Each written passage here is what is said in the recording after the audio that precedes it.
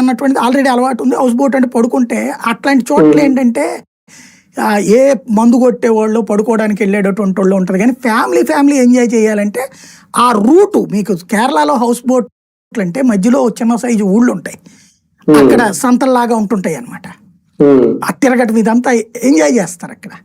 ఇక్కడ అట్లా ఉండాలంటే కృష్ణానది దగ్గర నుంచినే కాకుండా విజయవాడలో కాలువలు ఉన్నాయి కదా, ఏది రైవర్స్ కెనాల్ ఇట్లాంటిది, వాటిట్లో నుంచి నడుపుకుని పోవాలి. కానీ అక్కడేమో బ్రిడ్జిలు ఉన్నాయి, తగులుతాయి, కాబట్టి అటు వెళ్ళలేరు. ఇక్కడేముంది భవానీ ఐలాండ్ ఆ పునమి, అదే దాని పేరేంటిది, కాదు పునమి ఘాటు కాకుండా ఆ ఇదివరకు కృష్ణా గోదావరిని కలిపిన ప్లేస్ ఉంది కదా, సంగం ప్రదేశం, అక్కడ వరకు అటు తిప్పుతారట, రాత్రి పూట్ల కూడా ఉంచుతారట.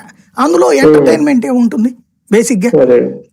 ఇప్పుడు ఇదివరకు కూడా టూరిజం బోట్లలో పైన డ్యాన్సులు గిన్సులు సంగీతం పాటలు అవి పెట్టేవాళ్ళు, అది ఒకసారి చూస్తారు అయిపోతుంది. ఇప్పుడు ఏం చేయాలంటే ఈ లంకల్లో ఈ చిన్న సైజ్ సంతలు పెట్టిస్తుండాలి, షాపులు గీపులు ఇవన్నీ పెట్టిస్తుండాలి లంకల్లో అట్లాంటిది. అట్లాగే ఒడ్డున 3-4 ప్రదేశాల్లో, అప్పుడు ఆ 3-4 ప్రదేశాలకి వెళ్ళడము కాస్త కాలక్షేపం ఉంటుంది మీకు.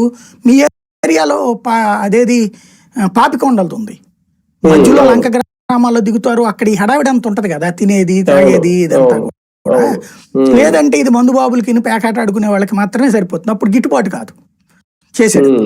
కాబట్టి అది ఫ్యూచర్ లో ఆలోచన చేస్తారేమో వాళ్ళు. బట్ ఈ ఉత్సవాలు, పబ్లిక్ అందరు గ్యాదరింగ్, ఇప్పుడు పండగ వచ్చిన తర్వాత బంధువులు వీళ్ళు వచ్చారు అనుకుందాం, మాకు బెజవాడలో వచ్చిన తర్వాత ఏడకి పోవాలి, సినిమాకి పోవడం తప్పించే ఉంది, ఇంట్లోనే కూర్చోవాలి. అలా కాకుండా ఇప్పుడు ఇది ఉంది, అట్లా పోతారు పున్నమి ఘాటి దగ్గరికి. ఆ తర్వాత ఇప్పుడు ఆ 2